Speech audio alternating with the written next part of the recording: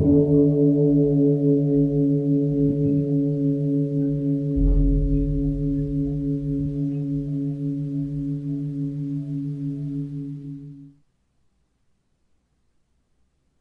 all beings be happy. May all beings be healthy. May all beings be free from harm. May all beings love life. May all beings awaken. Welcome to another Cuke Audio Podcast. I'm DC Poobah of Cuke Audio and Cuke Archives, doing our bit to help preserve the legacy of Shunryu Suzuki and those whose paths cross his, and anything else that comes to mind. I pray that you and yours are safe and comfortable, free from economic hardship, and able to get out and do whatever it is you want within the limitations of the universal precept of do as little harm as possible. Now, today we have a guest, Linda Hess. Linda came to the San Francisco Zen Center in 1974, but before that she spent time in India. In fact, she might be in India right now. She was going to India in the mid-'60s, and her specialty is I think of her specialty as the poet Kabir in India. And anyway, she's going to tell you all about it in this podcast. Let me tell you a little. I'm going to read to you just a little blurb on her from Stanford. Linda Hess teaches in the Department of Religious Studies at Stanford University and is co-director of Stanford Center for South Asia. Her previous work on North Indian Bhakti poetry and performance includes the Bijak of Kabir and numerous articles on Kabir, Tulsidas, and Ramlila performance. Now Linda has 3 books.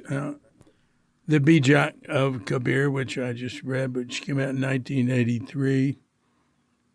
Bodies of Song, Oral Traditions and Performance Worlds in North India. That was 2015. And another one, Emptiness. Kumar Gandharva performs the poetry of Kabir. All right, and she's, as you will hear, she's just finishing up a major work on Kabir. Anyway, Kabir is great, and I think you'll enjoy what she has to say. And we're planning on getting her back to do a Kabir performance soon. She told me she'd do it, when she had time after she got back from India. Oh, incidentally, that thing I read about her, this is very typical of college, university websites. I know because I look at them for people I'm doing podcasts with or making a Cuke page for, and they don't update them. I mean, she's not teaching at Stanford now. She's involved with Stanford, but she's retired from teaching. She did that 21 years. Before that, she was at UC Berkeley. But no big deal. There were 3 places in this podcast, 4, where I cut some material out, and quite a bit. I think about 40 minutes added up, because she and I would just talk. I cut out almost entirely stuff I said, but she had some interruptions. She had her husband, Kazuaki Tanahashi, the well-known translator of Dogen and other great Buddhist artistic Japanese works, and a indefatigable soldier for peace and sanity and anti-nuclear work, and And calligraphy. Great calligrapher. Anyway, and you'll notice on one point here she says he's going to be 90 tomorrow. And then later she says it's Kaz's birthday. Well, he just called her from Japan. So he was already 90 in Japan. But that's what I assume it just happened. There's a few more breaks. You might notice something just going from one thing to another. And right at the end, it just sort of ends with us saying goodbye real quick. And that's because all our talking, most of the talking that was cut out was right before the end. Just didn't fit, So anyway, I think you'll like it. I have a very sad announcement. Last week's podcast guest, John Nelson, if you heard it, you might remember that I said we were going to do another one about where we focus more on Soto Zen and Zen in Japan. Because, John has been a professor in religious studies and focusing a lot on Zen in Japan, but religious studies. So we were going to do another podcast and talk about that. He's really interesting. He's really neat. But he wasn't answering my emails, But I did the talk with him for the podcast in October. And it went up, just a week ago. And so, I was asking him, I was letting him know about it, and I was asking him for if he has any younger picture of him, because on Cuke on the Cuke podcast page we have a then and now photo, and the now photo is the cover of the podcast, is the more recent, relatively recent photo.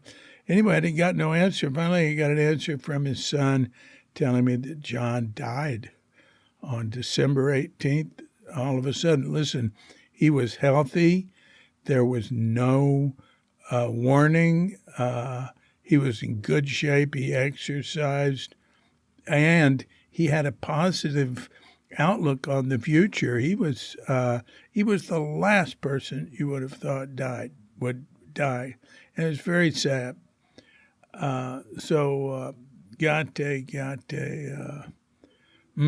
Sorry. All right. I think it's a little early, but, what was it? Mom had said, nobody wants to come back. So when you hear the bell, if you're of such a mind, hit pause and meditate or whatever for as long as you wish.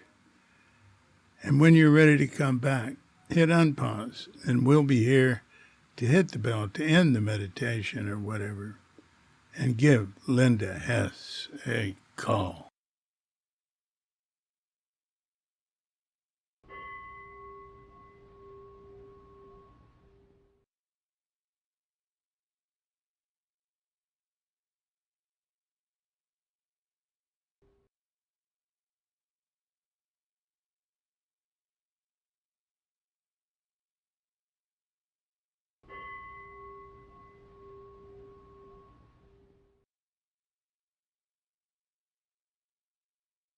Hi, David. Linda. Hi there. How you doing? Thank you for agreeing to Zoom. Oh, I do Zoom when people want. Let me look. You've got one of Kaz's insos, semicircles up there, and one of Mayumi's prints. Yeah, well, I've got all kinds of stuff over there. Got Avalokiteshvara, an Indian Avalokiteshvara in the middle, and all kinds of other things that joined up together during the years. But it's actually rather neat and tidy. I have also got a dog right here who's barking so loud that I'm going to make her stop. No, I can't hear it at all. That's because of my little ear pods, but I can hear it. Oh, yeah. That's really good. Be quiet. Be quiet. Be quiet. Yes, good girl.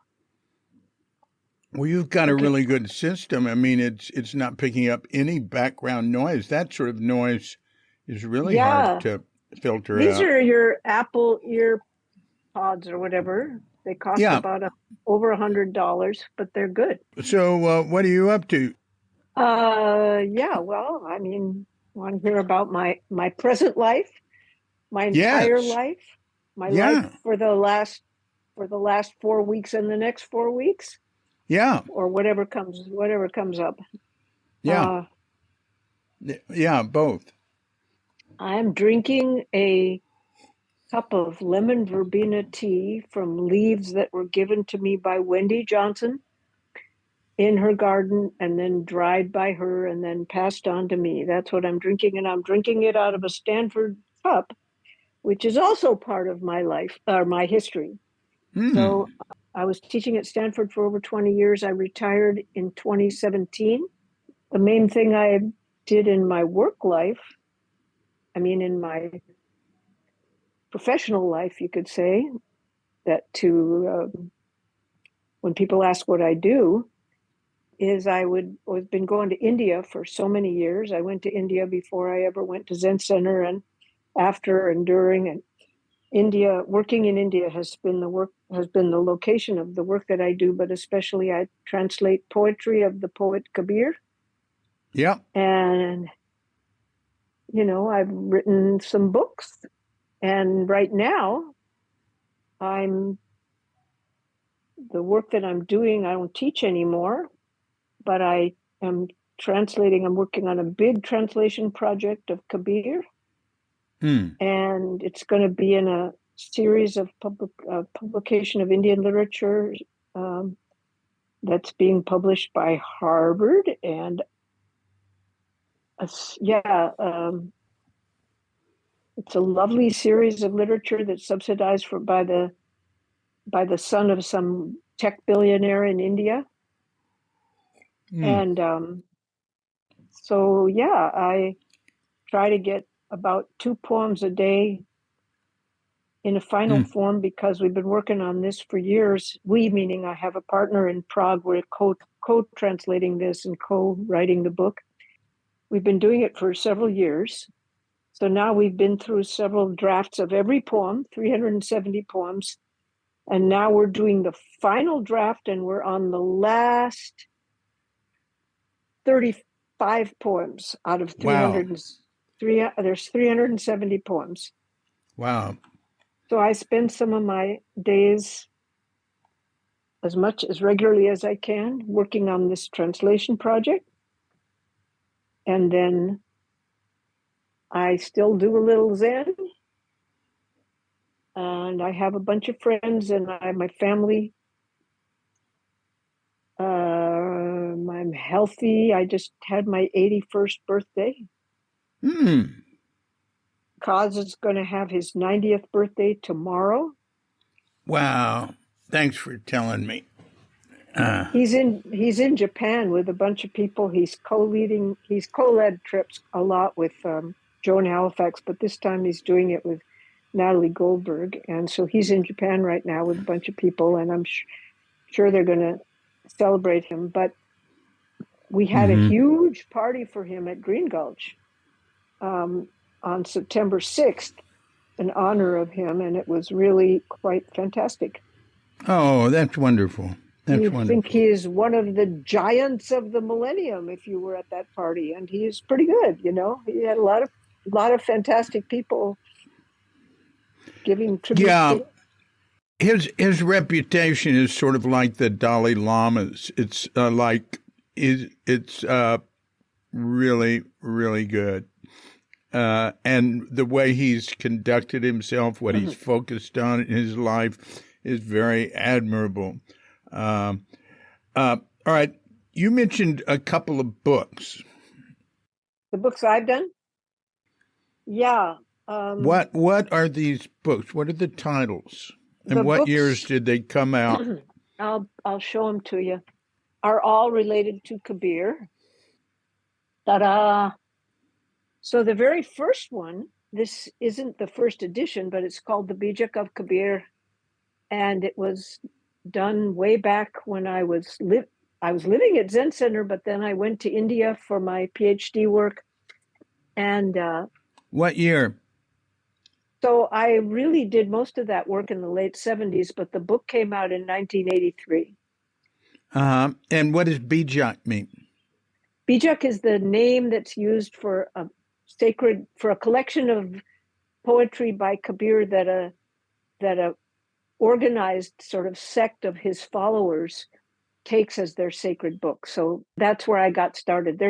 Kabir was an oral poet. He didn't write anything.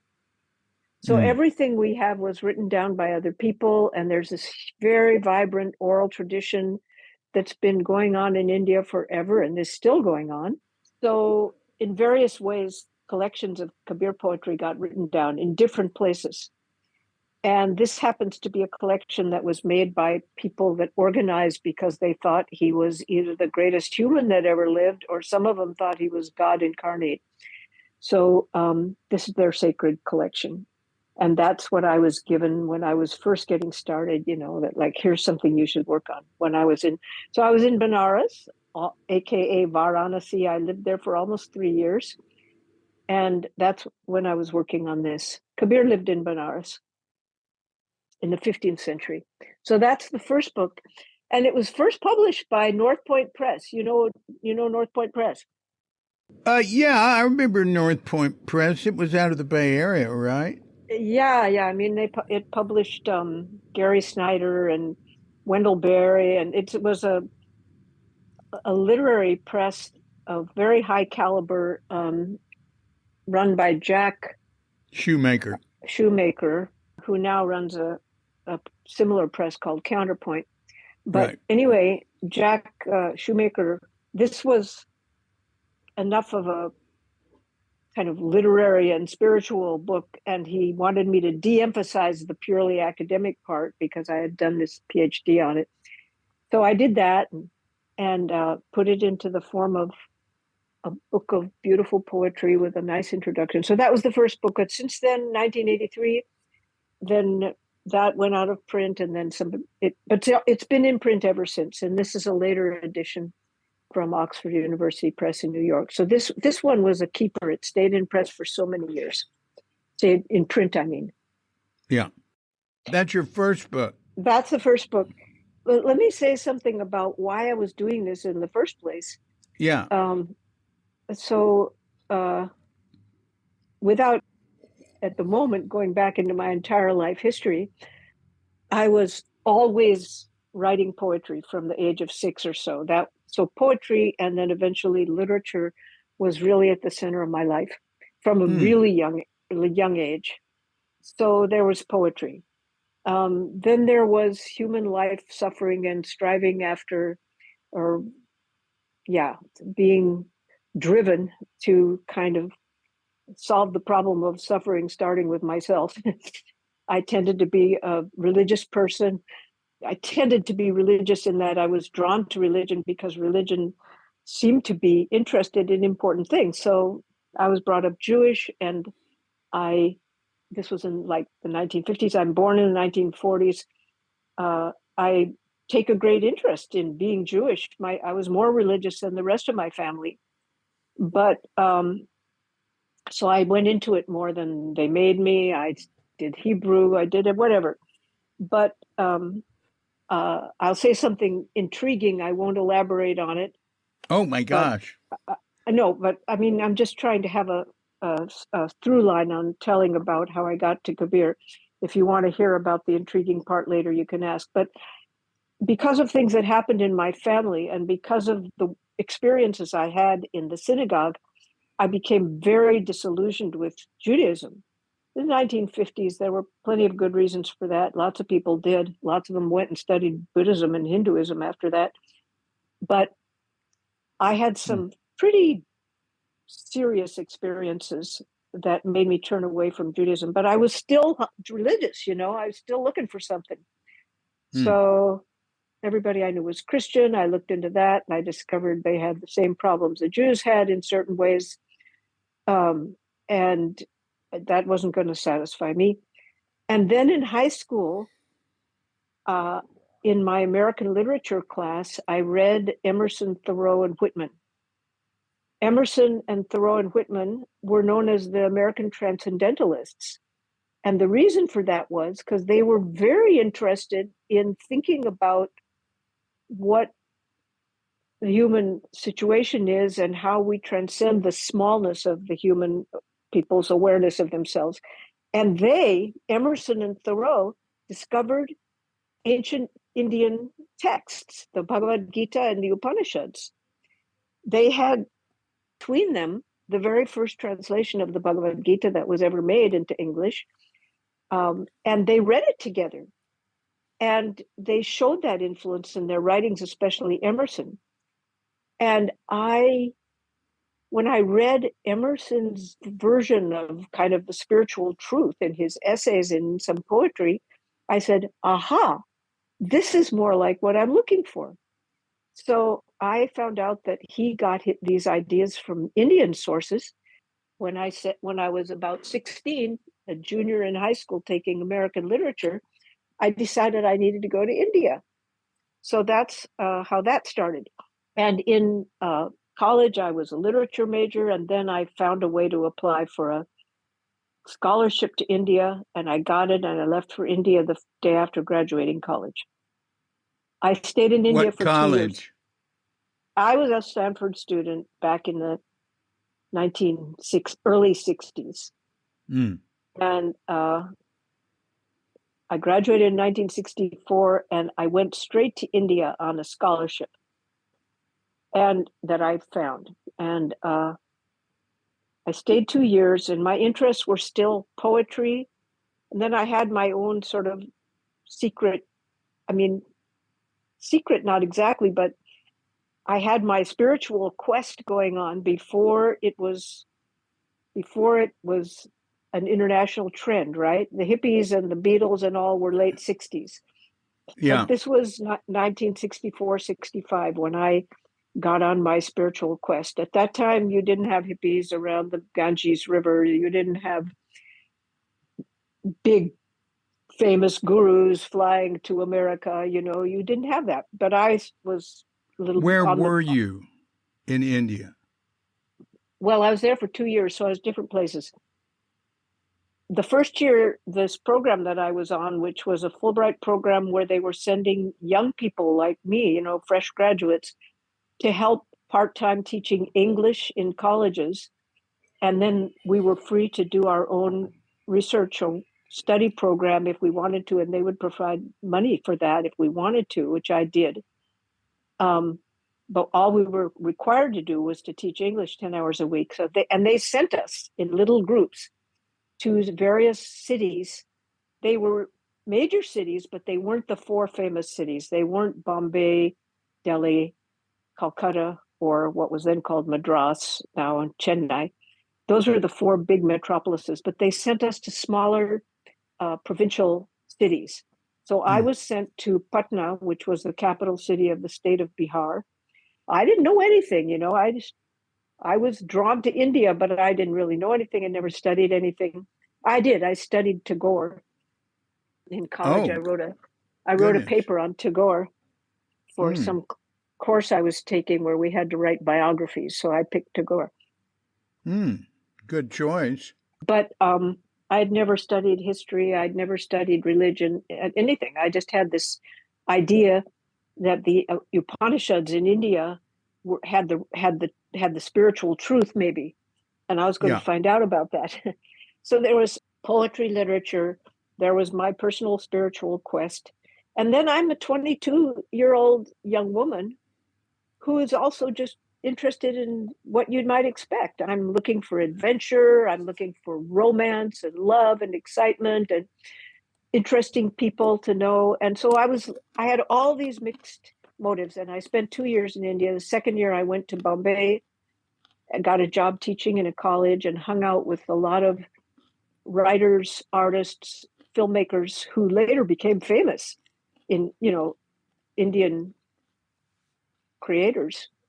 We were just hanging out, and those were my 2 years in India. And in the middle of the first year on the scholarship and the second year with the teaching job, I traveled and did guru hunting. I went and did all kinds of adventures. So I had this big experience in India in the mid-60s. And I was studying the Hindi language. There are many languages in India, but because they sent me to Bihar as a Hindi-speaking place, I studied Hindi. So that started me on the language. So I went back. I almost went to grad school in Chicago, but then I ran away because I didn't want to be an academic. I lived in New York in the late 60s. I lost that battle. One of my little funny ways of saying it is that I tried in quite a few ways to fail and to fail in academia, and I almost succeeded, but I did not succeed finally in failing in academia. It kept getting me back, but I was pretty conflicted about academia. Anyway, so I ran away from the University of Chicago, where I was almost enrolled in a PhD program, went to New York, lived in New York for the end of the 60s. And then, of course, it was all hippies and psychedelics. And I was very much involved in poetry. I was living in New York, going to poetry readings all the time and working at the Asia Society. So anyway, this is the background. Working where? At the Asia Society. Oh. In New York. At that time, they had the Asia Society is a very big institution on Fifth Avenue now with a big building, and you can look it up and see what it is. Yeah. But it was originally created by, I think, Lawrence Rockefeller, who had some pocket change, so created a big institution focused around Asia. They had a literature program, and I was a literature person, and I'd just come back from India, and I was vivacious and bright. And so I was hired by the person who ran that literature program, which it sponsored translation of Indian literature and readings and stuff like that. So I worked there for 3 years and, got into the countercultural culture, but I was living a double life, right? I was working in this fancy upscale cultural organization, and I was living in the Lower East Side, which is now the fashionable East Village, but then it was really for very low income people. Well, Allen Ginsberg lived there, I lived there, but it wasn't. Now it's very fashionable. Anyway, so all of these things continued. Poetry, Indian literature, study of Hindi language, suffering, and the drive to be free of suffering, which became very dramatic in those days for me, and some spiritual search. Okay. So I came back to California at in the end of fall of '69. So I did start a PhD program in the field called comparative literature, and I was doing English, American, French literature, and secretly, like it was my private little thing, I was still studying Hindi. And by then I knew about these poets in Hindi in the 15th, Where 16th. were you studying? Studying here in Berkeley, UC Berkeley, comparative literature. Yeah. And that wasn't part of my program, but I was then aware that there were these mystical poets in Hindi from around the 15th, 16th century, and that maybe someday I'd be able to read those, because that's hard. The language is hard. Somewhere between Shakespeare and Chaucer, like for the English-speaking people. So, but eventually in the last stages of my program, I had to add another language, so I did. So then I started putting some of these Indian poets into my program before the exams and so on. And meanwhile, during that time, I came to Zen Center. So I came to Zen Center in 1974. And in all my trips to India, I didn't know Hinduism, Buddhism. I didn't know there was any difference. It was all the same big blob to me. So I met a bunch of Hindu gurus and had all kinds of adventures. Eventually, I was in some pretty serious personal trouble. Inner trouble. And I eventually took off. I ran away in the middle of a semester from UC Berkeley, and I left a short message to my roommate saying, "Don't call the police. I'm not a missing person. I'm just going on a trip." And I took a train and hitchhiked and went to New Mexico. And that was the beginning of that resulted in my ending up going to Zen Center. In fact, were you in Tassajara that time, 74, or was it later that you were there? I was in Tassajara. I was the Shuso, the head monk, in 74 spring and summer, and then in the fall I was director and did that for a year. So when I got back to Berkeley after a few weeks out on this adventure in New Mexico, I had decided I need to learn how to meditate. And God knows how I figured this out, David, how I decided this, because I was just so unconventional. But I hitchhiked into Tassajara around the month of May or April, just in the interim, after the practice period was over. And I just walked in like I'd never been to Zen Center. I just walked in, and somebody met me and said, "Well, who are you?" And I said, "Well, here's who I am, and I'm here because I want to learn how to meditate." And they said, "Oh, really?" And nobody knew me. Nobody at Zen Center knew who I had known me. And they asked me some questions. I don't remember who it was, and then they decided to tell me that, okay, you can stay 3 days. And then if you're interested, you should go back to San Francisco and go to Zen Center. So I stayed for 3 days. I might have met you then, probably did. And I didn't know anything. I'd never had any meditation instructions. I remember going in the Zendo and sitting without a zafu, because that's the way people do it in India. Nobody puts a pillow. And somebody came along and said, "Would you like to sit on this?" And I said, "No." I remember that. Anyway, so then I went to San Francisco Zen Center. And as soon as I got a whiff of Mahayana Buddhist teaching, I said, "That's it. That's where I belong." And I didn't get that from the Hindus. I met some pretty impressive people when I was in India going on the Guru trail, but it never got me. But the Mahayana Buddhist teaching immediately got me, because compassion, wisdom and compassion, form and emptiness. I said, that's what I've been looking for. So I moved immediately from Berkeley to San Francisco. And as soon as they would let me move into the building, I moved into the building, 74. And, then I became one of Richard Baker's devoted followers, and, got to know everybody who was there. And I was really in a personal agony. I had what's now called an eating disorder. In those days, nobody used those terms. Maybe you have a weight problem, or maybe you're morally deficient if you can't control your eating. But now we understand this as an addiction and as an eating disorder. And I had a very severe one. And I was in a really, really very painful state.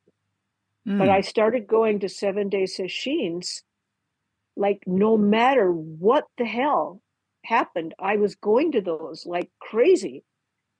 It took 1 year before I could sit in a 40-minute period of zazen and not move, basically not move, because I was in so much pain. I couldn't cross my legs. It took me 1 year to sit 40 minutes, but I was going to 7-day sessions every place that I could, at both the city center and at Green Gulch. It was like every one, no matter how insane it was and how hard it was, I just did it. And I am sure that doing that actually transformed my life, because that's the way. It was terrible. I didn't get over that eating disorder soon. I didn't get over it for another like 6 years. But even when I was living at San Francisco Zen Center building, I was still like having this binge eating problem very severely. So even though I didn't solve my problems, I think going to those 7-day sessions time after time after time, being so lost and messed up, really made a huge difference in my body mind, don't you? Well, yeah. Well, I think the fact that you say it is the main reason I agree. Wow, that's really interesting. I had no idea. I remember you back then. I don't think I realized you were having any problem like that. No. Most people don't know that unless I told them. But of course, one of the characteristics of addiction is that it's kept hidden. It's a shameful thing. Yeah. So anyway, I told you all this, well, partly because it's one of the interesting parts of my life, but it's actually interesting to other people. I know that now, but I tell you this because it was from that place, from Zen Center. I was still in grad school, and I was struggling a lot because I was having so much blockage and just a lot of psychological problems. And I was not in therapy at that time, though I was a lot later. But I was still in grad school and trying to get through and having a lot of difficulty. But I somehow passed the exams, that candidacy exams. It was really touch and go. In the past, I've always been like a star student, no matter whether I was in junior high school or in the master's program. I've been super good at that. But I got to the place where I couldn't even function there. And I barely passed these exams. They sort of moved me through. And then the question was I going to do the dissertation? And I decided, do you want to hear about the drama that I had with Richard Baker about? Yes. So I applied in the normal course of things because I was in academia for a fellowship to take me to India. I decided that if I was going to do a dissertation, I was going to let go of all the English, American, French literature that I'd studied so much and do something from India, because that's where I was in my life. And so I applied through the organization that gives fellowships to people working on PhD dissertations in India. It's called the American Institute of Indian Studies. And I got it. And I said, I'm going to work on these 4 mystical poets of the 15th and 16th century, and I'm going to translate them, this and that. I did a proposal, and I got it. Meanwhile, this is 1975, and I'm deep into my Zen Center life and my devotion to Richard Baker and to Mahayana Buddhism. So then I created what later I would call, and Philip Whalen delightfully called, my opera, my drama, of should I do it? Should I go? Or should I give everything up and just be a Zen student and go to Tassajara and give up all my academic qualifications and my professional ambitions, give it all up, and I did it with this kind of inner gesture, like, oh, should I do that? Wouldn't I be great if I did that? Anyway, or partly it was sincere and partly it was a drama or an opera. But I was in the throes of deciding whether to decline that fellowship to go to India and thereby end my academic career. And I decided that's what I would do. But I talked about it a lot, in the dining room with people. I said, this and this is going on. And Baker Roshi knew about it. And I decided I was going to give it all up and be a Zen student, go to Tassajara and be nobody but a Zen student. And then I wrote the letter. I typed the letter to the American Institute of Indian Studies. I folded it and put it in an envelope and put a stamp on the envelope and addressed it, and was about to walk out to the mailbox on Laguna and Haight. And somebody said to me, Baker Roshi wants to talk to you. It was at that moment, like I had the envelope. He wants to talk to you. Well, of course, if Baker Roshi wants to talk to me, I'm there. And I went to talk to him, and he said, don't do it. I think you should go. Don't send the letter. And I did. So I thought, what's he doing? Is he just testing me? Is he testing me to see if I'm really a sincere Zen student who will give it up anyway, or does he mean it? Or no? And he just said, if you really deeply want to come back to practice and to be in the community, you will. And maybe this work that you do will be valuable to us too. And if you don't, you wouldn't stay anyway. Like if you're not gonna, whether you go or don't. Not. That was his reasoning. Yeah. So he told me to go. That was pretty good advice. He said some things to me that I don't think were nice, but in other situations.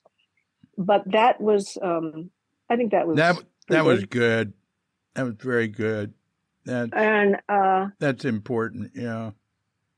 I went, and I stayed a long time, and I worked on Kabir. I worked on the Bijak of Kabir, because I had to choose one text to work on, and I had to learn to read that old version of Hindi language. And I got somebody in the university there who who worked on that himself, a Hindi department professor, and he worked with me. And we started translating that thing word by word, and he was explaining in modern Hindi to me what this means, and I was reading commentaries and blah, blah.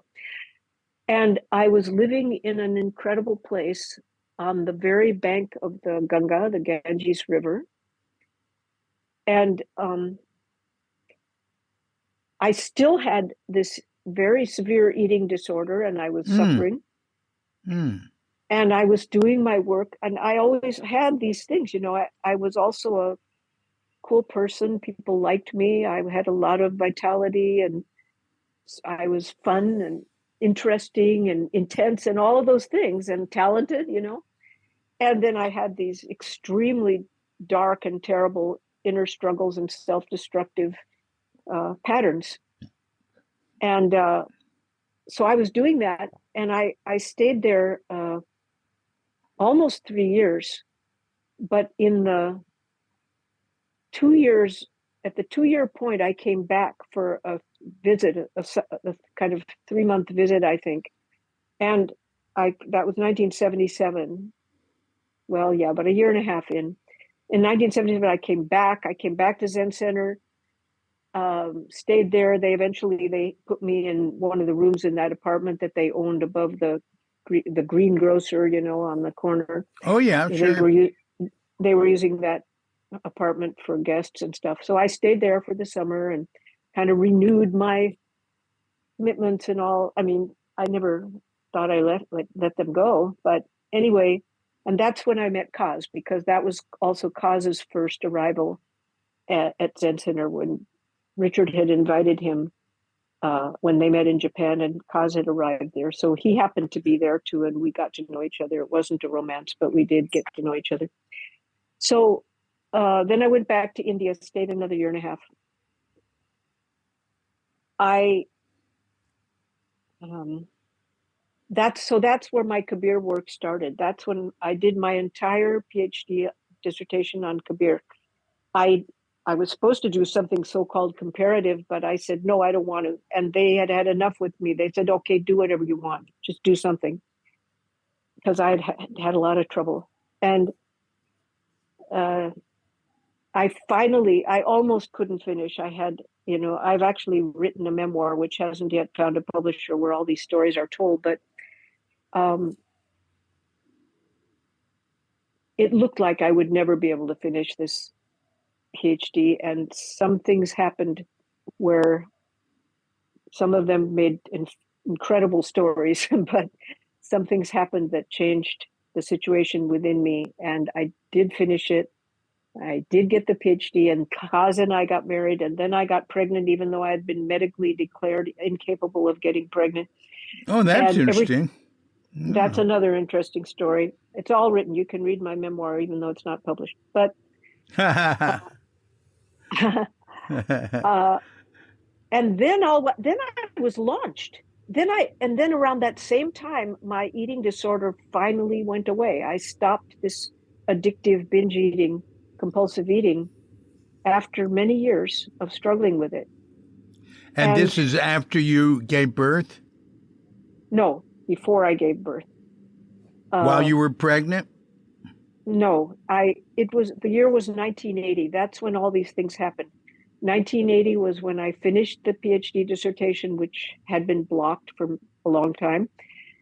It's when Kaz and I got married, and it's when this eating disorder stopped. When something like that ends, you don't exactly know that it's ended, because it could just be a break between episodes. Right. But after a certain period of time, you kind of look over your shoulder and you say, oh my gosh, it's ended. It's not coming back. And that's when that happened, 1980. That's so then my star started going up, and I very quickly got this thing turned into a book and got a really good publisher for it. Yeah. And got fertile, and had a baby, and then had another one. got jobs, got academic jobs, and I became successful. And then Kabir became kind of the center, and this translation work brought together India, my spiritual yearnings, my poetry, my really deep, intimate involvement with poetry. Yeah, so that's how I ended up. So then many things followed from that. Now, I told you all this biographical stuff just in order to tell you how I worked on Kabir. So now I was in academia, and I had a family, and lots of other things happened. So for several years, I wasn't doing my practice regularly. I was a busy woman, and I was successful, and I wasn't suffering so much. Suffering is such a great motivator to practice. And I was so busy, I was teaching at Barnard for a year, then at Dartmouth. I was doing these temporary jobs while, looking for a longer lasting job. And so I wasn't practicing. And then I had this,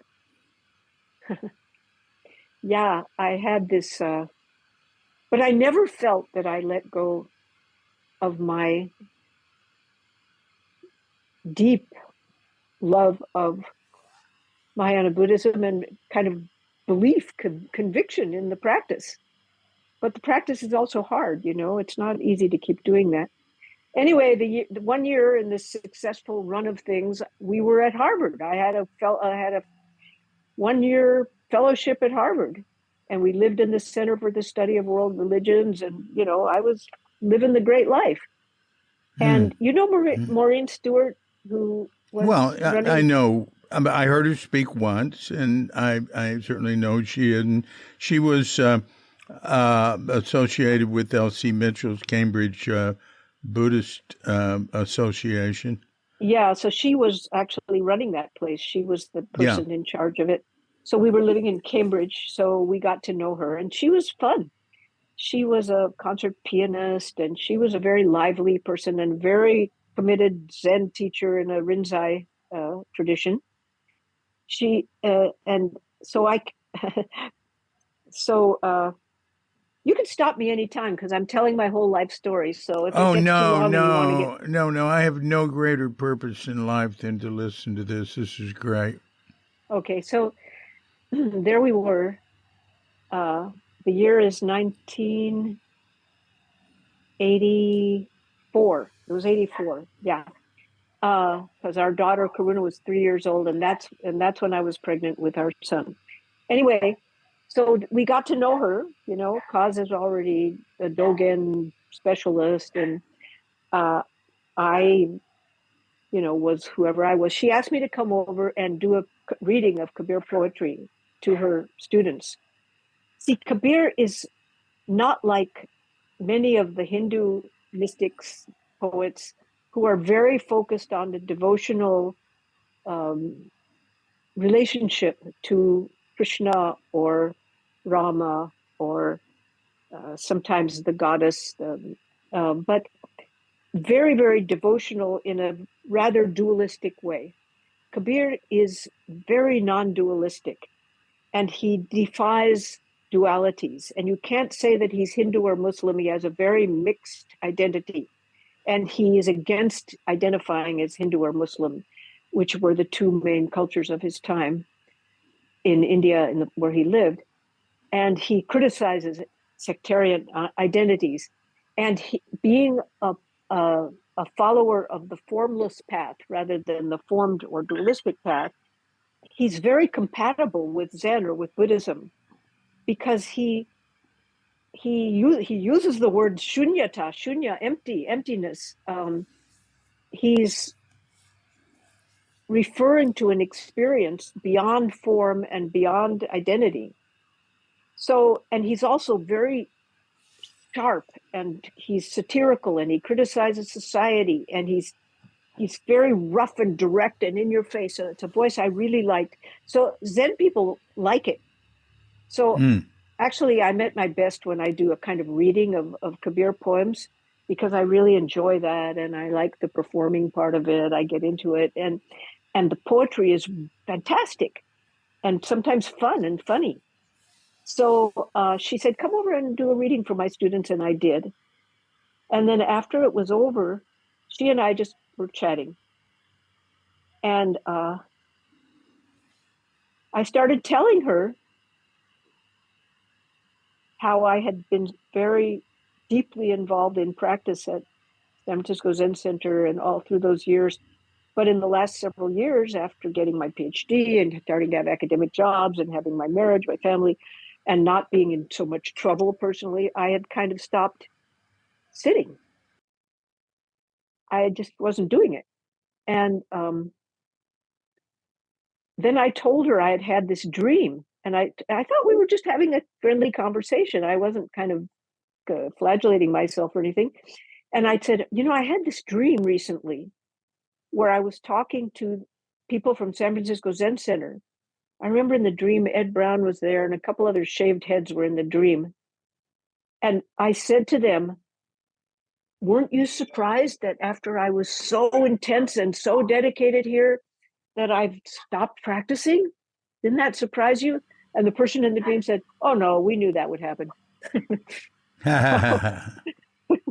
And when I said that to her, I was just telling her my dream, right?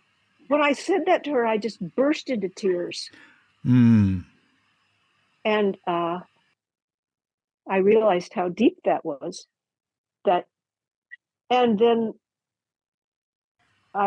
we came back to California, and kind of my troubles started again, because guess what? All that practice is a little bit like money in the bank. You get some depth of some access to some calm and understanding. But then if you just keep living your life in a kind of unconscious way, or if you don't keep up the practice, then you use up all the money in the bank, right? You use up whatever, and the practice is something that you don't stop. So anyway, I started having troubles again, and anyway, I started practicing with Joko Beck because I read an interview with her that I was very impressed by. And so for several years, I did practice Joko Beck. She was a really good teacher. And where was she stationed at the time? She lived in San Diego. That's what I thought, yeah. But she had a group in Oakland. Diane Rossetto was her close disciple. Who? And Diane Rossetto, who started at Berkeley Zen Center, but then became a close follower, a disciple of Joko Beck, and then eventually, was given teaching authority by Joko. But Diane ran this sitting group at her house in Oakland, and Joko used to come up once or twice a year and do a sesshin for us. And then once I went to San Diego and did it. Anyway, she was a really very, very good teacher. And eventually I came back to Berkeley Zen Center, and then kind of on and off practiced at Berkeley Zen Center. But and my latest practice incarnation is in the last, 6 or 7 years, I started hanging out with Reb. He would come to Berkeley and do this class, the yoga room class, and I was going to that. And, I've really enjoyed Reb because, first of all, I like the way he uses language. The way people use language is important to me. And so I started enjoying and sometimes sort of, tangling with him. Reb has gotten very more mellow than he was in his younger days. Yeah. And I don't know if you're friends with him, but he's gotten a lot more loving, but he's still very, very completely sort of not razor, but, like an unflinching, unerring pointing at the innermost truth of Zen, of his life work. Yeah. So I like that, but he's also easy to talk to and fun. You can play around and joke. And anyway, so I started practicing with him, and I still am. So meanwhile, I kept on doing Kabir. My professional life had so many ups and downs. I got a tenure track job at Berkeley.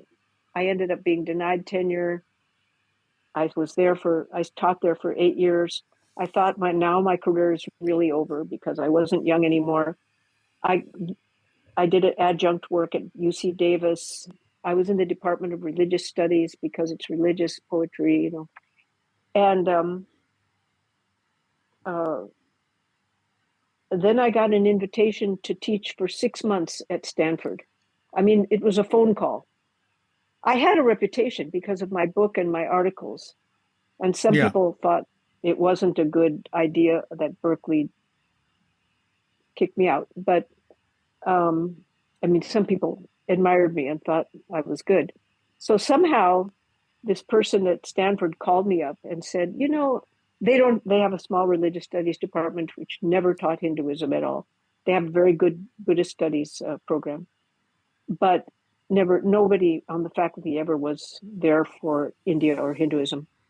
So he called me up and he said, well, sometimes we just invite a visiting person to do a couple courses on Hinduism. Would you be interested in doing that? And I was doing by the course adjunct work at Davis, and I knew Stanford would pay a lot more, which they did. And I said, yes, please. So I went to Stanford for 2 quarters, 6 months. And I knew that was going to be the end of it. And then this miracle thing happened. And they started supporting me. And they started saying, I think we can would you like to come back next year? We can give you a few more courses. And I'd said, yes, please. Because I was the breadwinner for our family. We had 2 kids, and eventually Kaz started bringing some money in, but for a long time he wasn't bringing enough to make a difference. So I had to do it. Anyway, they gradually made my situation better and better. And every year when I said, okay, this is it, the axe is falling, I'm absolutely temporary person here, they would say, well, we think we can do this for you. Or we think we should raise the amount we're giving you for a course. Or we think we should give you like 4 courses instead of 2. Or finally, we think we should put you on salary instead of paying you by the course. And every time I would say, yes, please. I wasn't asking for these things because I had no right to. I was nobody. And finally, they kept me for 21 years and made me a senior lecturer, which is below the professorial level, but is a kind of tenure where they're not going to get rid of you. And I had a full career of 21 years at Stanford. And it was pretty cool. So during the time when I had lost my mojo and I lost my job and I thought I was finished and I was struggling at home, we were struggling in our family too, and all kinds of things. Kaz and I had a separation. I didn't do any work, any publishing. But gradually at Stanford, I kind of got the groove back and got the feeling that maybe I can do something. And that led to the really richest part of what I did in my work. And now I'm going to tell you that. What year did you start at Stanford? 1996. I got kicked out of Berkeley. 1996? Yeah. My last year at Berkeley was 93, and I was, denied tenure there. And then between 93 and 96, I taught courses at UC Davis in religious studies. And they were interesting courses. And they were also quite good to me because I was a respected person. But you don't just hire a person and call them a professor. You have to, when you have a professorial position, you have to do a worldwide search. And it's different than when you hire a temporary person like me. But they were good to me. And one time I was teaching a course on ritual and symbol in religions, and I brought Rev in. This was back in like 1994. I said, Rev, you want to come and give a lecture on ritual and symbol? And he said, sure. So Rev and I have really known each other for a long time, and but it's only the last 6 or 7 years that I sort of became his student. But yeah, I went to Green Gulch and picked him up in 1994, drove him to Davis. He gave a lovely lecture from a Zen perspective on ritual.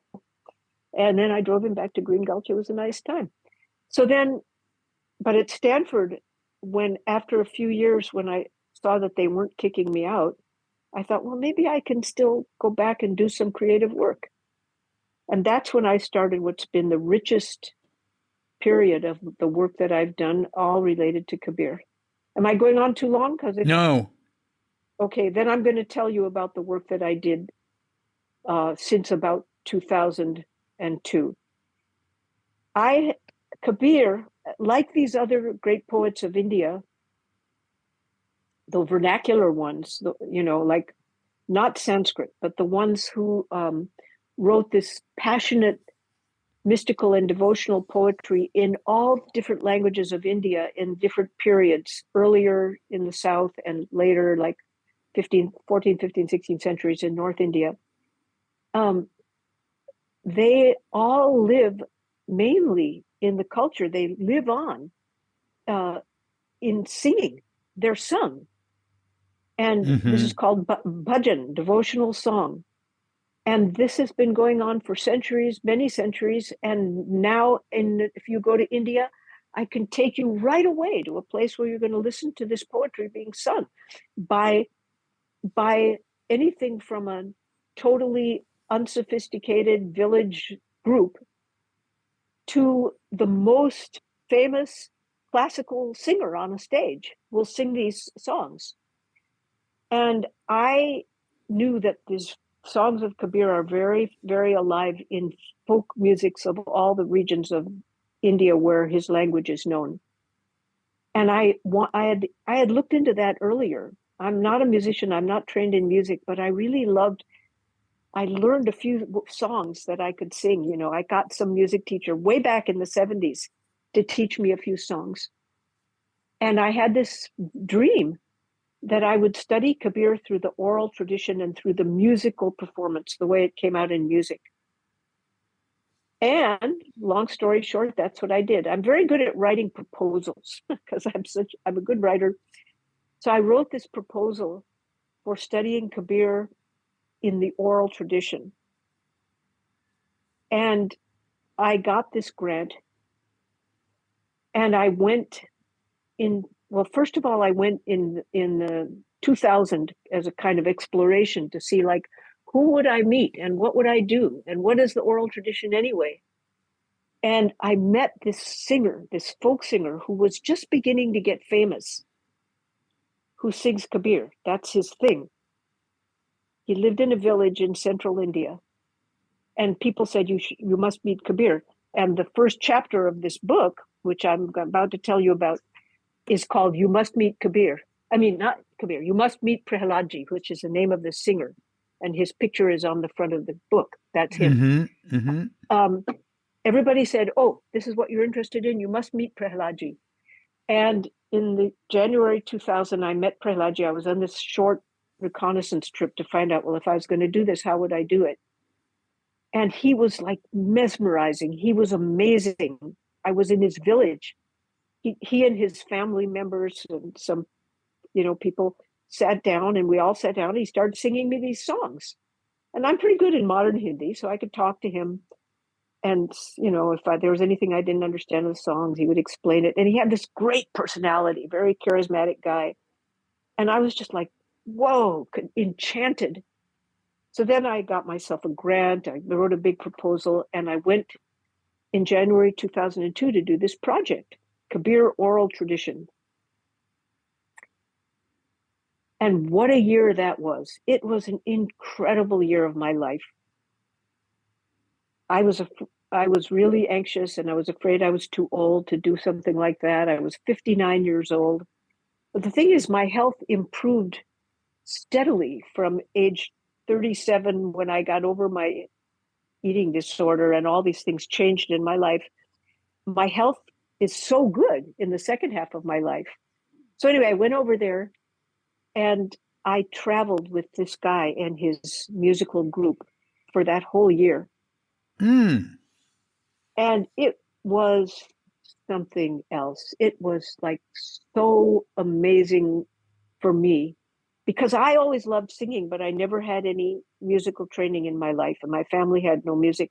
But I loved singing so much that when I was a kid, I would stand by the record player and play every Rodgers and Hammerstein musical and sing it from beginning to end. I would sing it over and over again. I would be Yul Brynner. I would be Gordon McRae. I would be Deborah Carr. I would be Julie Andrews. I would completely live those songs because I just loved it so much to sing. So in this project, I got to sing. And, you can imagine that if you study poetry through written text, you learn something. You just, nothing wrong with written poetry. But if you learn it, if you sing it, and you're in a surroundings where people are singing and people are listening, and the whole thing is happening through music, then you have a different understanding of that poem, right? You can imagine that. You played the guitar and you were a rock musician. Anyway, I remember that. It was a fantastic year. It was really, really great because my whole body got engaged in that. That music does that, right? And then I started this project, and I went back to India every year. And this book didn't come out until 2015. So from 2002 to that year, I was going every year and gradually getting this research done and written. And this is what I call my fat book, because it's the only book I've done that's really quite long. Let me see the title. You got your hand over the title. It's called Bodies of Song, Kabir Oral Traditions and Performative Worlds in North India. Wow, Bodies of Song. That's a cool name. Makes one, or makes me think, It's intriguing, an intriguing name.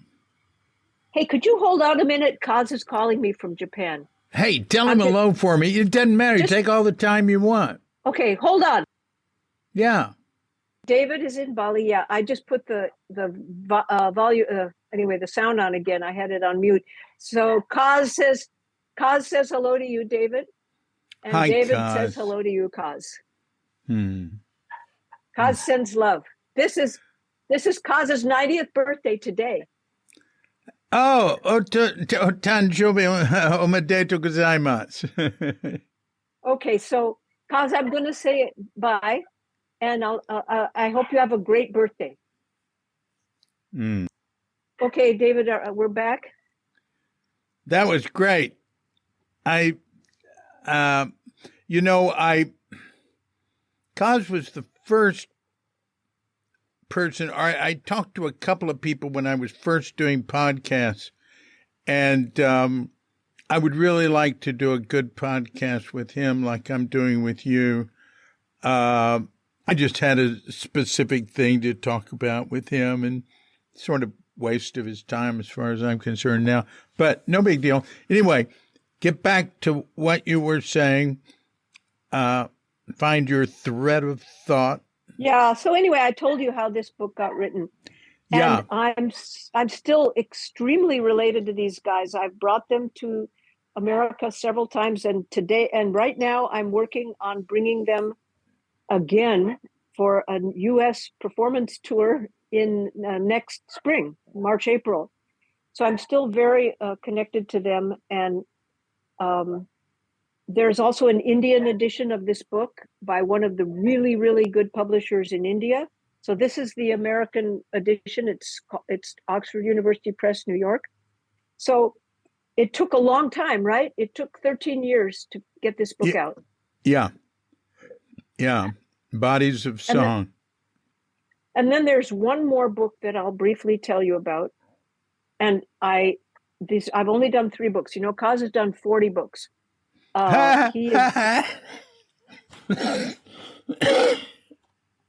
And this is a small book, and it's called Singing Emptiness. Kumar Gandharva performs the poetry of Kabir. Kumar Gandharva was one of the great classical singers of the 20th century. And there's a whole story behind how I got to write about his very, very extraordinary ways of singing Kabir. I won't tell that whole story now because I've just been telling too many stories, but I could send you the PDF of the book if you want, if you could see the story, because it opens up with the story of this book, like how this happened, because otherwise I would normally never be qualified to write about a classical singer, but this happened in a very special way. So this is another one that is very dear to me and that I'm very happy about. And the final thing that I'm doing, the final project I can tell you about that is, I don't know, maybe my last big project, because let me say something here. Okay. The name of that book is I want to hear it again. We got to get the Emptiness. Singing Emptiness. Wait a minute, I want to read it. Kumar Gandharva performs the poetry of Kabir. Yeah. Linda Hess. Very good. Me, myself. And this was a very big privilege to do this, and a very beautiful thing, and how it happened is kind of magical. But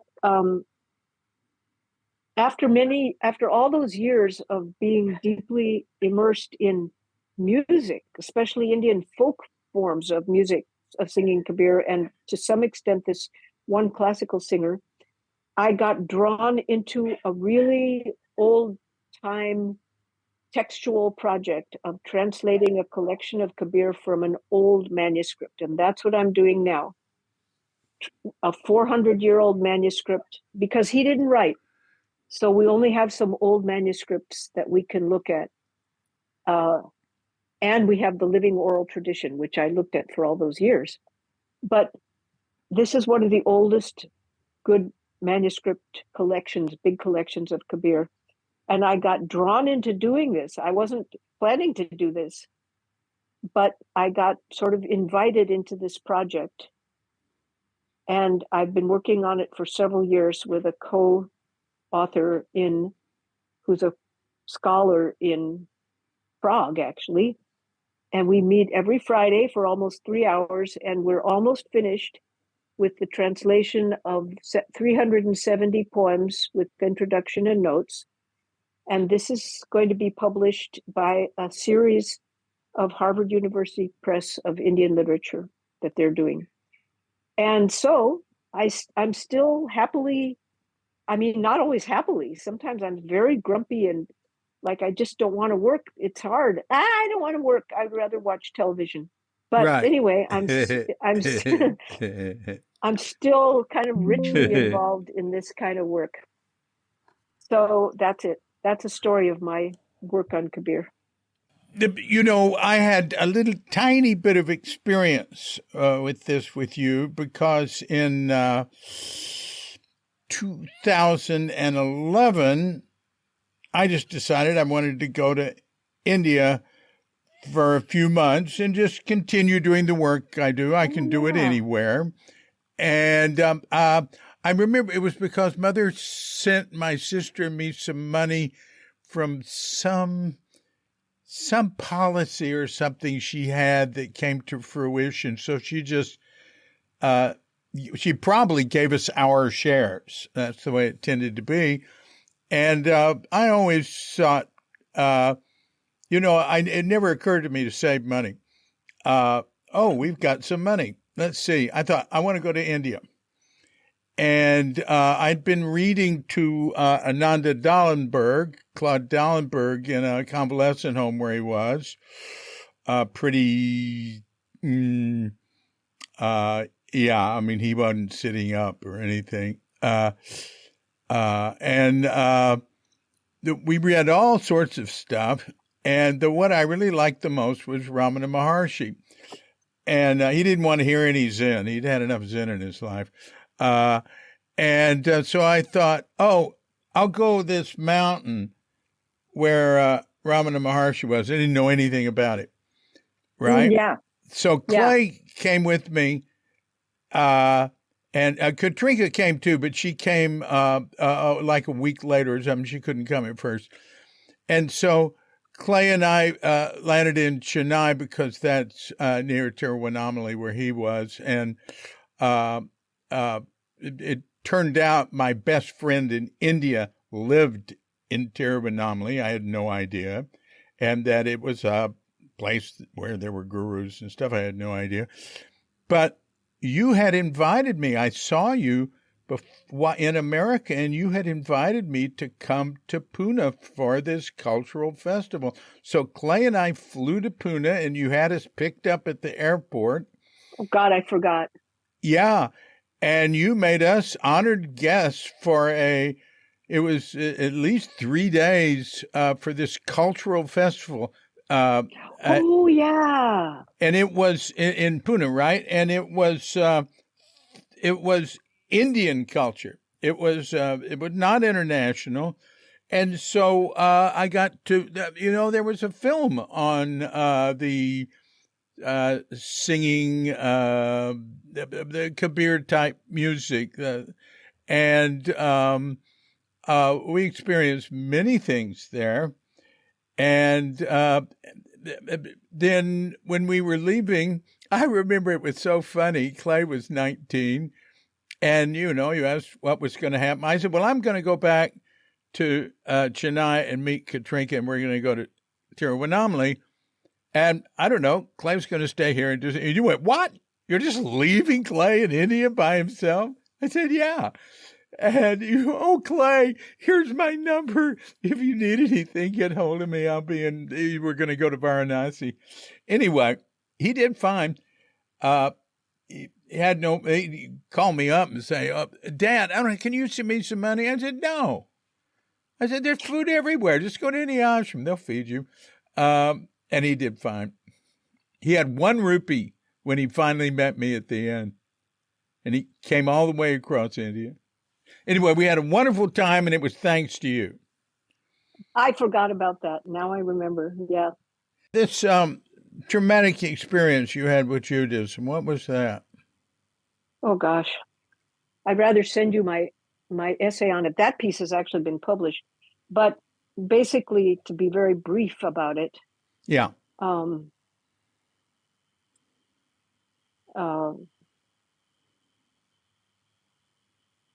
Well, there were a few parts to it. American Judaism in the 1950s was pretty lame. I mean, it was completely male-dominated. Girls didn't have bat mitzvahs. Oh, they didn't. No. Okay, so I'll just give a few points So one of the things was that I insisted that I should have a bat mitzvah. And they said, okay, you can, even though nobody else I knew ever did. They said, okay, you can. But also I had found reading the Bible to be troubling. Basically, what I'd say now is that the God of the Hebrew Bible is really horrible. And it was totally uninspiring, and not only that, but horrible. And I could elaborate on that. All these are things that I've actually written about in my personal writing, some of which has been published. But I would like, I would like to gather links and names together and get that all in one place on Q.com. I probably already have something. There's so much there. Okay. I don't know what's there either. Okay. So, I tried to ask them questions about these horrible things like genocide and hatred of, anybody that wasn't Jewish, and all kinds of things, and the angry, jealous God, the wrathful God. I said, what, and they were so unable to answer that. They just, like the rabbis and the rabbi and the whatever Sunday school people, they had no answers. Like, why would anybody worry about that? And I just heard a little clink, which means these I'm going to have to take off soon because they only go for like an hour and a half. But anyway, but then I'll just do the computer speaker. Well, so they're really good. Thing. They're really good. They're cordless. Yeah. I don't have those. I'm very impressed. And the mic is in them. Yeah. That's and really it's good. Really good. Really good. But they clink out at about an hour and a half or an hour and 40 minutes. Anyway, so that was the beginning of not getting satisfaction. Also, there was a social and economic thing. Our family was definitely on the poor side, and everybody was upwardly mobile, and it was very big in the, so I always felt like an outsider. The kids were snotty. Then, but that's not the worst of it by any means. Then the actual Hebrew Bible, for somebody like you and me, like somebody who ends up being attracted to Buddhism, is just horrific. Like, why would anybody want that, But nobody had the faintest idea why I'd be troubled by that. Then I had the bat mitzvah, and I had some very deep and original ideas. And I wrote my speech. You have a kid gives a speech, you study and you learn how to recite the Torah and the Haftorah, which is cool. And then you give a speech, and then you get a lot of presents. So all of this was attractive to me. But the speech I wrote, they censored. I wrote a critique of the idea of the chosen people. You know, the Jews call themselves the chosen people, God's chosen people. Oh, yes, I know. And as God's chosen people, they can go and, obliterate the other peoples and other gods and everything. And they do that. God tells them to. And God tells Abraham to kill his own son. And Abraham says, yes, I will, God. And Abraham is a great icon because he's willing to kill his son at God's order, so sick. So anyway, the idea of the chosen people I saw was pernicious. I saw that. I was 13 years old and I understood that. And I wrote a critique of it. And they required me to show it to them. And I did. And they basically said, you can't say that. And they rewrote the parts of the speech that they found controversial. And I had enough guts to write that, but I didn't have enough guts to defy them and say it anyway when they said I couldn't. Mm-hmm. So that was a big grievance that I had. The worst part was my family. My older sister, who's 5 years older than I,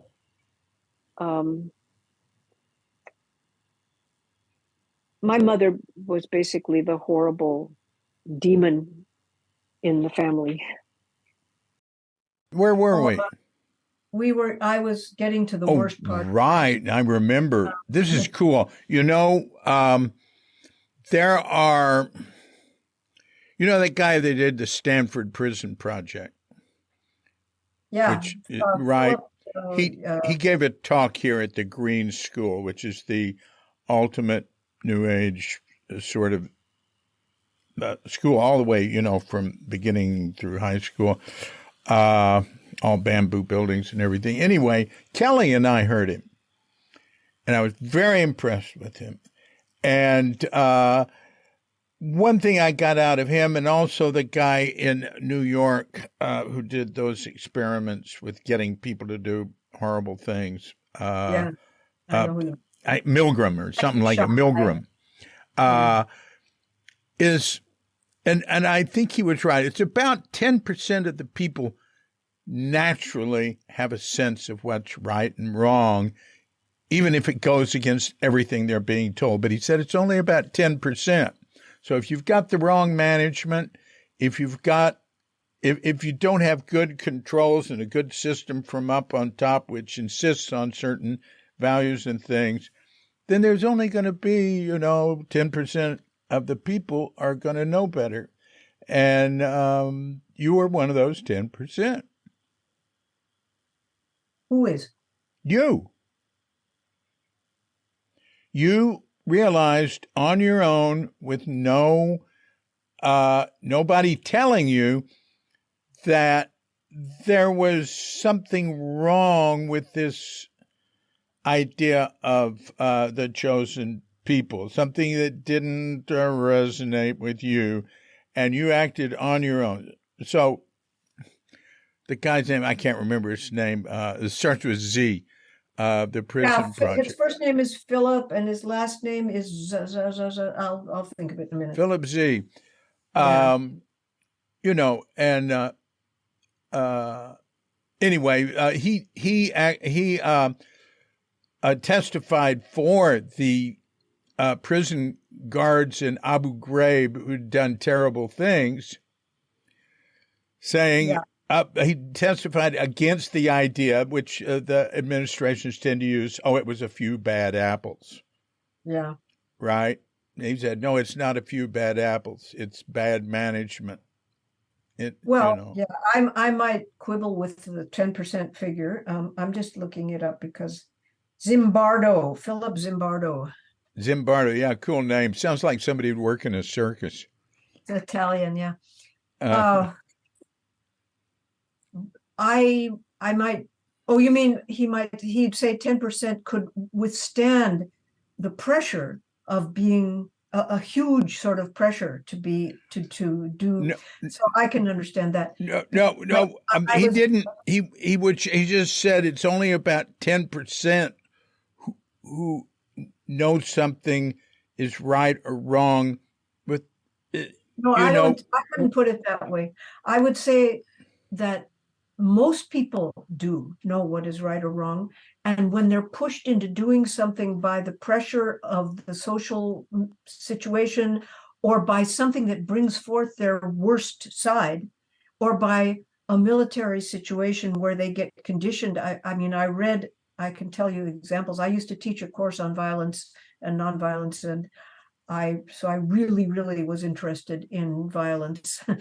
And, so people get trained to be evil, bit by bit. But even then, they know there's something wrong, and they get twisted inside, and it's now called moral injury. So it's not that they know, it's just that the pressure of the environment brings out the worst, or forces them to do things which otherwise they wouldn't do. So I agree. Okay, there's another thing though about Judaism is, and I'm sure you've discovered, it does have a profound, deep side to it. Yeah, I mean, if I'm not now going around saying that Judaism is bad and nobody should do it, I'm saying what shaped me in the 1950s. Right. There's a lot of very, very cool developments in American Judaism, as we both know. Right. But well, I could talk more about this, but let me just tell you. But I could go on, because I was a professor of religious studies for years. Yeah. So I've studied how religions, how in the fields of interpretation, religions become all kinds of things: beautiful things, profound things, evil things, all kinds of things. So that's true of all of them. I'm just going to tell you the other part that really, really shaped me in a very deep way, because it was so personal. My mother was the major source of trauma in my life. She just was messed up, and so I became very messed up by being her daughter. But I also resisted and struggled with her. And my older sister was more of a victim of her, partly because her personality was a little more submissive than mine, and partly because she was older, and I, as the younger one, I got to check things out more and observe. But anyway, my mother, there were very many things that could be said about what was so harmful about her. And of course, in much later years, I understood that she was harmed, and she was, that this is all a very big web. But as a child, I was just being harmed.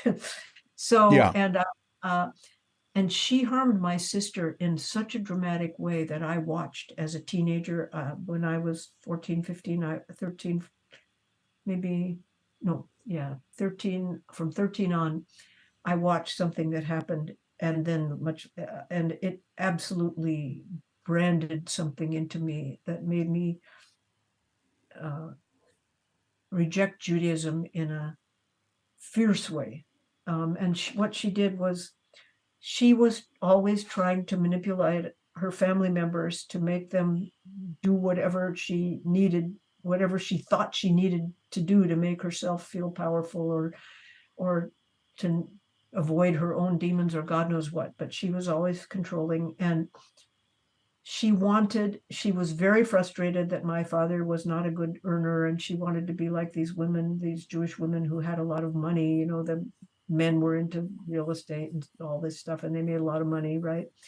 And she felt very upset that we didn't have money, and we had this tiny house. And she was always torturing everybody in the family for their inadequacies and for their hard disappointments. And she did dream that her two daughters would live out her dreams and bring her what she wanted in life. And I mean, this is just a very harsh description, but I don't have time to tell you all the complexities of her. But my sister, went through her Jewish education, the usual stuff, Sunday school and confirmation. And she hung out with the Jewish kids. That was what my mother wanted. And my mother wasn't really religious, but she did feel a very strong, possessive attitude towards being Jewish and staying Jewish and being an insider. And my sister in high school, when she was 15 years old, had a boyfriend who was 2 years older than her, who was beginning in college at San Diego State. We lived in San Diego. And in high school, he was her boyfriend, a Jewish guy named Don Solomon. Don Solomon's family was rich, real estate. The mother was this gorgeous woman who had beautiful clothes. And when Don Solomon fell in love with Dorothy, my sister, who was a lovely blonde girl, and she went with him. She liked him too. And my mother was very happy because Don was planning to go to law school and be a lawyer. And Dorothy could marry Don, and then she would be in the elite circles, and then she'd have a lawyer for a husband, and that was the way she wanted things to be. My mother, after 2 years of going with Don, and he was in the Jewish fraternity, you know, at San Diego State, and they do this ritual called pinning, right, where you put your fraternity pin on your girlfriend, and that's somewhere in between going steady and being engaged. Right. Somewhere, so she got pinned to him, and somewhere around 2 years, my sister decided she wanted to break up with him. You know, he was her first boyfriend. He was her only boyfriend. She was from age 15 to 17. And she wanted to break up with him and go to college herself and be more free. My mother became enraged that she would break up with Don. And she started punishing her. And I watched this. She made her life at home a hell. She did anything to make her go back with Don. And she mercilessly punished her for not doing it. But the worst thing that happened was that she got another boyfriend. His name, like yours, was David. He wasn't Jewish. He was such a lovely, lovely young man, really beautiful young man. And she really loved him. And by that time, she was in college and he was in college. My mother attacked David mercilessly and attacked Dorothy for having him and made him feel like, honestly, he was under the attack of a demoness every time he would show up at the house to pick her up. And then he stopped coming in the house, and he would come and bring his car outside the house, and Dorothy would go out with him. And then my mother started attacking him and for being a coward and not being willing to come in the house. She was relentless. The cruelty was beyond anything I ever expected to see as a young person. And and eventually David broke up with her because he said, I can't handle this. You know, I mean, that's what I assume he said. I can't like marry into this family which is going to treat me like this. And when he broke up with her, she fell apart. And it was the beginning of a long deterioration of my sister, which finally ended in suicide. But very much later in life, but her life had fallen apart quite badly. When I watched that cruelty in the name of Judaism, like he has to be Jewish, you can't marry anybody but somebody Jewish. When I saw that, I said, I absolutely clearly said, I'm out of here. It's over. I'm finished with Judaism. I'm getting out of there, and I'm getting out of my family. I had to actually get out of my family, I felt. And then I spent a lot of the rest of my life escaping. Of course, you think you're escaping and you don't. And then you have to find out what it is you're really escaping. Right. What about your father? He was a very nice person. This is a common story. When you have a cruel mother, you have a nice father who is weak and who won't oppose her and who won't protect the children. Right. He was a very, very nice person, had very good qualities, and I did get some good out of him, but I ended up being angry at him too for not protecting me. Yeah. So I absolutely rejected Judaism so strongly, and then more and more I hated that Jewish God. You know, like, really? What the fuck? You know, who would ever be inspired by that? And I had a much more vehement reaction than somebody who just objected to the theology, you know, or to the Bible. It was very deep in me, and I hated it so much that I couldn't even be around Jewish places or anything. much later in life, I tried to heal that. But meanwhile, I was looking for something else. And I told you in high school, I discovered India. So that's the short, that's that story. You said that was a story you wanted me to tell. Yeah, well, that's touching. That's touching. Incidentally, I grew up in a home that was influenced by Emerson and Thoreau, so I had it. I had that sort of cosmic background at home. And in the 11th grade, we had to do a paper. I did mine on Emerson. And the teacher said it was the best paper she ever got. Yeah. I loved Emerson. And I really wasn't aware, though, of his influence from Hinduism. And there was some early Buddhist stuff that he and Thoreau were aware of, if I recall correctly. Vague on it. I really need to study, get the actual history of that relationship. People have written on that because people are interested, and I always tell it in these vague terms about what I discovered. Yeah. Now, you mentioned that they discovered, Emerson and Thoreau discovered the Bhagavad Gita and the Upanishads. Yeah. Now, it would seem to me the Upanishads they're telling you what it's really all about, right? And but the Bhagavad Gita, I mean, here in Bali, what's it called? The Ramayana. Yeah. It's real big, and all the dances and everything are based on the Ramayana. We have a big mural downstairs that was done by well, it's not a mural. It's a big painting on cloth that was done by a friend of our landlord's. It's beautiful, and it's old and faded. It's all Ramayana.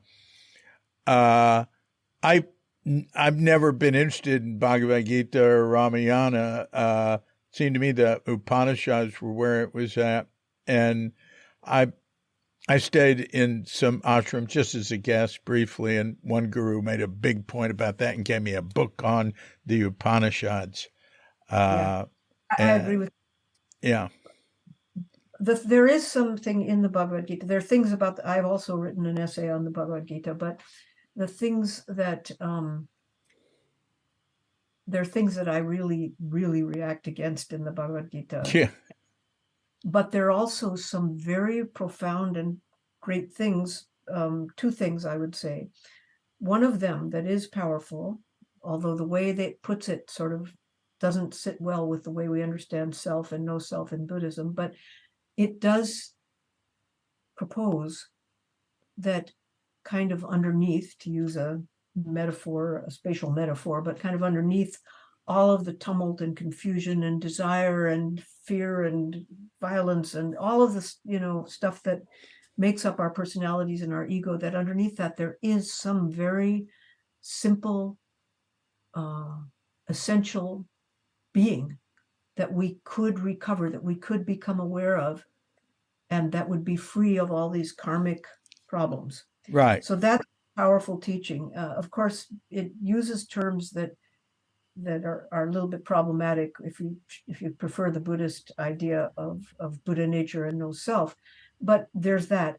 But the other thing that's really great in the Bhagavad Gita is this action without attachment to the fruits, this analysis of action and how you could possibly arrive at non-karma producing action. Yeah. It's very, very good, Yeah. But there are other things in the Gita that are not good, according to me. Although Gita is worshipped by many people, and they would get mad at me to hear me say it. Yeah. I don't have trouble with dualistic language, because I was raised in a family that looked at the dualistic language of the Gospels and interpreted it as being about the nature of mind. And just, my father said, it had to be stated in a way that people could understand at the time so that it would continue, I'm not disturbed by, things that are rejected like Atman and Anatman, self and no self. The only thing I didn't get that I wanted to ask you and I forgot was I wanted you to sing a Kabir song. Can you do that before you leave? Well, I don't know. Could I do that another day and you could just pin it on because I need to go? Yeah. How about doing another one that's like 20, 30 minutes where you just read Kabir and... That would probably be the best. Then that would be better than this whole 2 hours. Anyway. Yeah. Okay.